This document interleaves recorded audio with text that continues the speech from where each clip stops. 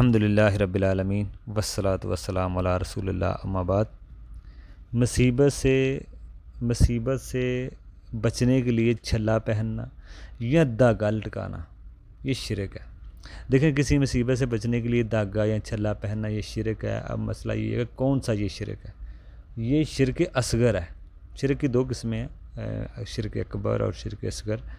اگر تو چھلا داغا آپ اس لیے پہنا گیا ہے کہ یہ سبب ہے بیماری دور کرنے کا، دور کرنے والا اللہ تعالیٰ ہی ہے۔ بیماریوں کو، تکلیفوں کو دور کرنے والا اللہ تعالیٰ ہی ہے، لیکن یہ دھاگا ایک سبب ہے، یہ کڑا چھلا ایک سبب ہے، کرتا اللہ ہی ہے۔ تو یہ تو شرک اصغر ہو گیا۔ شرک اصغر بھی شرک کبیرہ گناہوں سے بڑا ہوتا ہے، شرک اصغر بھی، ٹھیک ہے نا۔ تو شرک اصغر والا بھی جہنم میں جائے گا ہمیشہ، تو چلے نہیں رہے گا، لیکن شرک اکبر والا ہمیشہ رہے گا اور دار اسلام سے خارج ہے۔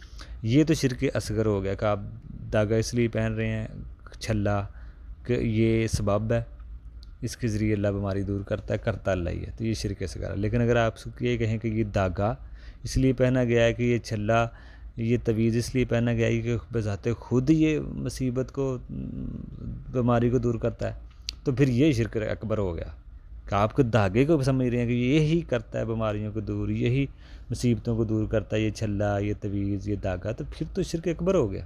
آپ اس کو دھاگے کو سمجھ رہے ہیں کہ یہی دور، یہ دھاگے کی وجہ سے بیماری دور ہے۔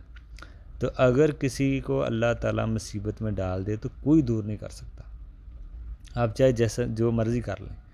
تو اس لیے آپ اپنا عقیدہ ٹھیک رکھیں۔ اگر اللہ کسی کو مصیبت میں ڈالنا چاہے تو آپ کوئی اور دور نہیں کر سکتا، اور آپ جو جائز علاج ہیں وہ آپ کرائیں، لیکن وہ غیر شرعی علاج، غیر شرعی طریقے نہیں بنانے چاہیے۔ تو اس لیے جب اللہ کسی پر رحمت نازل کرنا چاہے تو کوئی ہستی رکاوٹ نہیں بن سکتی، ٹھیک ہے نا۔ تو اللہ تعالیٰ کے علاوہ کسی اور ہستی سے دعائیں کرنی، جو دعا نہیں کرنی چاہیے، اللہ تعالیٰ کے علاوہ اور جو ہستی ہیں ان سے دعائیں نہیں کرنی چاہیے۔ مصیبت میں صبر شکر کریں یا خود اپنے اوپر دم کریں، ٹھیک ہے نا۔ اسی طرح فوت شدہ کو پکارنا یہ بھی غلط ہے۔ مصیبت اگر آپ مصیبت دور کرنے کے لیے آپ کسی غیر اللہ کو پکارنا شروع کر دیں، فوت شدہ کو پکارنا شروع کر دیں مصیبت سے بچنے کے لیے، یا داغا تعویذ لٹکا دیں، یا گردن میں باندھ لیں، یا بازو پہ باندھ لیں، تو یہ سب شرک ہے۔ کسی اور جگہ باندھ لیں، بازو پہ باندھ لیں، کسی اور جگہ باندھ لیں، یا نظر بد سے بچنے کے لیے ایسا آپ کرنے ہیں، تو یہ سارا غلط ہے۔ نبی علیہ السلام نے دیکھا کسی شخص کو، اس نے پیتل کا چھلا پہنا ہوا تھا، تو آدمی نے، اللہ کے نبی نے پوچھا تو اس نے کہا یہ بیماری کی وجہ سے میں نے پہنا ہوا، تو آپ نے فرمایا اس کو اتار دو، ایسا نہ ہو بیماری میں اضافہ ہو جائے، آپ کی بیماری میں اور اضافہ ہو جائے۔ تو اس لیے پتہ یہ چلا ہے کہ جب ہم کسی کی برائی کو دیکھیں تو آج اس کو منع کریں۔ آج لوگ شرک کرتے دیکھتے ہیں لوگوں کو، لیکن خاموش رہتے ہیں تاکہ کوئی اختلاف نہ پیدا ہو، ناراض نہ وہ ہو جائیں۔ ایسے نہیں ہونا چاہیے۔ یہ خیر خواہی اسی بندے کی یہی ہوتی ہے کہ اس کو حق کی دعوت دیں، برائی سے روکیں، توحید کی دعوت دیں، حق کی دعوت دیں، اس کا عقیدہ ٹھیک ہو۔